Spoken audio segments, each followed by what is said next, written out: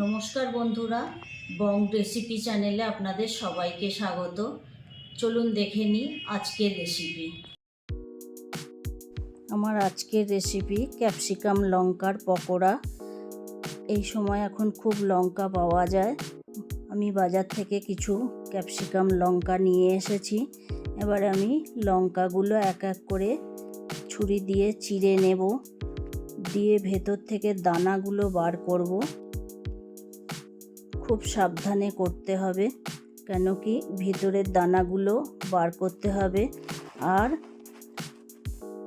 লঙ্কাগুলোর দানাগুলো আস্তে আস্তে বার করে নিয়ে যেন না লঙ্কাটা খুব বেশি চিড়ে যায়, খুব সাবধানে করতে হবে। ভালোভাবে দেখে নিন আমি লঙ্কাগুলো কীরকমভাবে বার করছি। পরিষ্কার করে নিতে হবে, ঝেড়ে দানাগুলো সব ফেলে দিলাম। আবার আমি আর একটা চিড়ে দেখিয়ে দিচ্ছি। আমি যেভাবে কাট করছি এইভাবেই লঙ্কাটা চিড়ে নেবেন। প্রত্যেকটা দানা বার করে নেব। এইভাবেই ছুরি দিয়ে আমি করে নেব, বা চামচের পেছন দিয়েও করা যেতে পারে। প্রত্যেকটা দানা পরিষ্কার করে নিলাম ভেতর থেকে। এক এক করে সব কটা লঙ্কা আমি এইভাবেই করে নেব। এবারে আমি কিছু আগে থাকতে সেদ্ধ করা আলুর খোসা ছাড়িয়ে নিচ্ছি। লঙ্কা যেরকম প্রয়োজন অনুযায়ী আলুটা সেদ্ধ করতে হবে।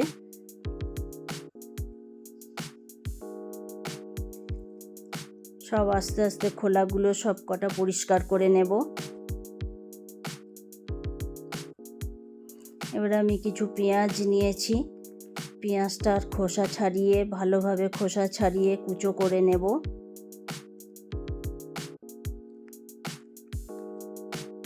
পেঁয়াজ কুচিয়ে নিয়েছি। কিছু রসুনের খোসা ছাড়িয়ে নিয়ে রসুনটা আমি ছেঁচে নেব।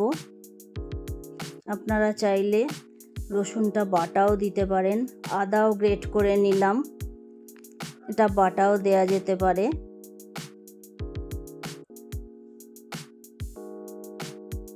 আমি এখানে আমার পরিমাণ মতো নিলাম। আপনাদের কম বেশি থাকলে একটু বাড়িয়ে কমিয়ে নেবেন। আর কিছু বেসন আমি নিয়ে নিলাম, প্রয়োজন অনুযায়ী বেসন নিলাম। লবণ দিলাম,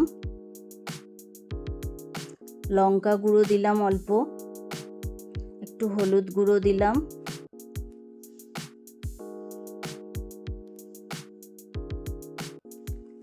এখানে আমি কিছুটা গোলমরিচ গুঁড়োও দিলাম।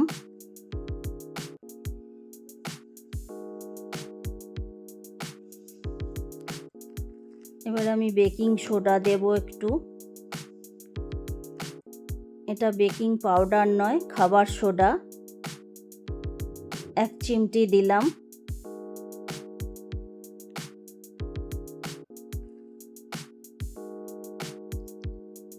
আমি সব একসাথে সব মিশিয়ে নেব ভালোভাবে। মিশিয়ে নিয়ে আস্তে আস্তে ভালো করে মিশিয়ে নিতে হবে।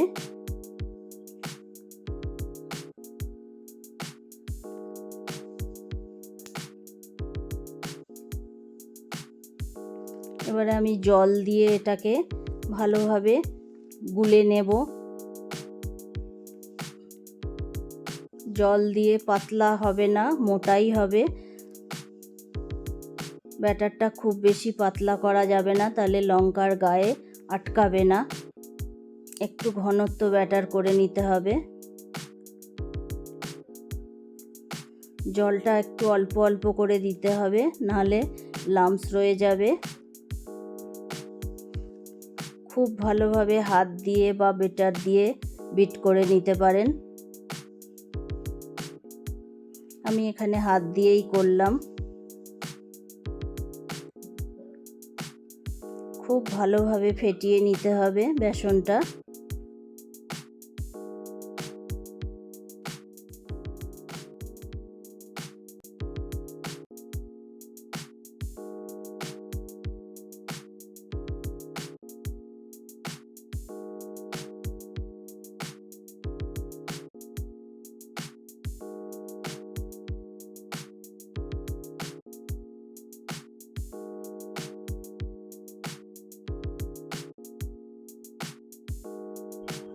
এবার আমি কড়ায় অল্প পরিমাণ তেল দিয়ে নেব, খুব সামান্য পরিমাণ তেল দেব। ভালোভাবে গরম হয়ে গেলে পেঁয়াজ কুচোনোগুলো ভালো করে ভেজে নেব।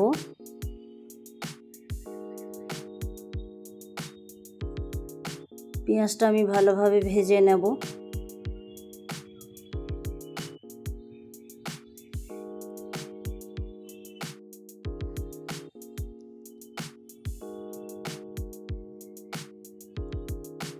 খুব ভালোভাবে নাড়াচাড়া করে আমি ভেজে নিচ্ছি পেঁয়াজটা।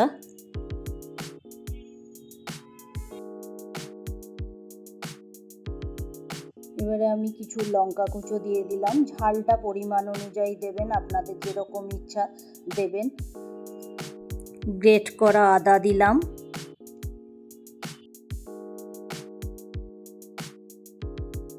কিছুটা গ্রেট করা রসুন দিয়ে দিলাম।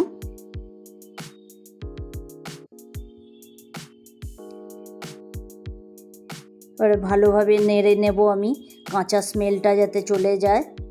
ভালোভাবে নাড়াচাড়া করে ভেজে নেব।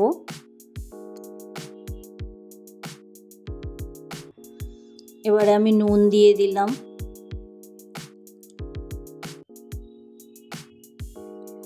নুনটা দিয়ে আমি ভালোভাবে নাড়াচাড়া করে ভেজে নিলাম। সেদ্ধ করা আলু আমি গ্রেট করে দিলাম।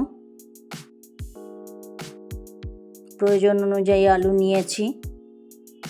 এবার আমি লঙ্কা গুঁড়ো দিলাম।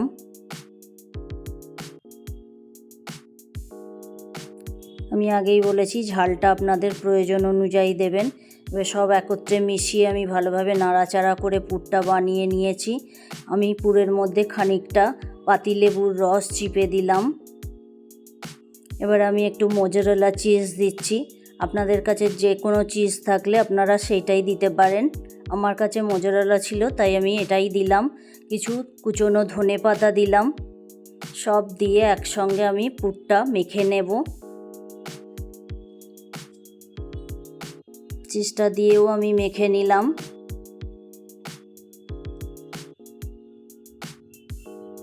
এবার আমি লঙ্কার মধ্যে পুরটা ভরে নেব। ভিতরে আমি একটা কাঁচা লঙ্কা দিয়ে দিলাম।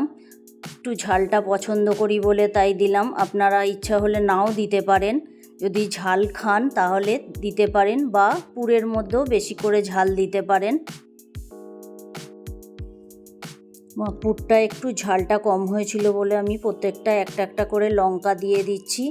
যদি আপনারা ঝাল বেশি খান লঙ্কাটা দিতে পারেন, নাহলে পুরের মধ্যেও লঙ্কাটা দিয়ে দিতে পারেন। আমি এক এক করে সব পুর ভরে নিয়ে এবারে কড়াই পরিমাণ মতো তেল নিয়ে ব্যাটারে ভালোভাবে ক্যাপসিকাম লঙ্কাটা চুবিয়ে আমি এবারে ভেজে নেব। তেলটা খুব গরম হয়েছে, ফ্লেমটা এবারে কমিয়ে দিতে হবে। ফ্লেম বাড়িয়ে রাখলে ওপর থেকে লাল হয়ে যাবে। ওপর থেকে একটু তেল আমি দিয়ে দিচ্ছি খুন্তি দিয়ে, উলট পালট করে ভেজে নেব। একটু ফ্লেমটা কমিয়ে ধীরে ধীরে ভাজতে হবে, না হলে ভেতরে লঙ্কাটা কাঁচা থেকে যাবে। এই পকোড়াটা ভাজতে মিনিমাম মিনিট 3 সময় লাগে। আমার তৈরি আজকের ক্যাপসিকাম লঙ্কার পকোড়া। আজকের এই ভিডিওটা যদি ভালো লাগে কমেন্ট করবেন, লাইক ও সাবস্ক্রাইব করে দেবেন অবশ্যই। ধন্যবাদ।